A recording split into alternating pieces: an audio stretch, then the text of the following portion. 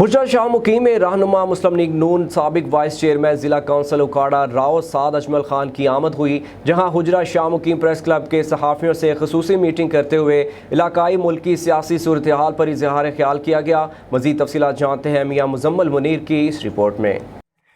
رہنما مسلم لیگ نون و سابق وائس چیئرمین ضلع کونسل اکاڑا راؤ محمد سعد اجمل خان کی حجرہ شاہ مقیم میں آمد ہوئی، جہاں حجرہ شاہ مقیم پریس کلب کے چیئرپرسن شبیر احمد سیالوی اور ان کی ٹیم سے خصوصی میٹنگ کرتے ہوئے انہوں نے کہا کہ حکومت نے ملک کو تباہی کے دہانے پر لا کر کھڑا کر دیا ہے، اشیاء خورد و نوش اور پیٹرولیم مصنوعات میں اضافہ کر کے عام عوام کی کمر توڑ ڈالی ہے۔ ملکی معیشت کو تباہ کرنے میں نااہل اور نا تجربہ کار حکمران اپنی نظیر آب ہیں۔ انہوں نے مزید کہا کہ مسلم لیگ نون عوام کی نمائندہ اور محبوب سیاسی جماعت ہے۔ ضلع اکاڑا مسلم لیگ نون کا مرکز ہے۔ یہاں کی عوام نے استواب رائے سے ہمیں ہمیشہ ایوانوں تک پہنچایا ہے۔ لیگی رہنما نے مزید کہا کہ میرے والد راؤ محمد اجمل خان سابق وفاقی پارلیمانی سیکرٹری نے اپنے اس حلقہ انتخاب میں سوئی گیس جیسے متعدد ترقیاتی منصوبوں کو پایا تکمیل تک پہنچا کر مخالفین کے دانت کھٹے کیے، اور انشاءاللہ آئندہ الیکشن میں مسلم لیگ نون برسر اقتدار آئے گی۔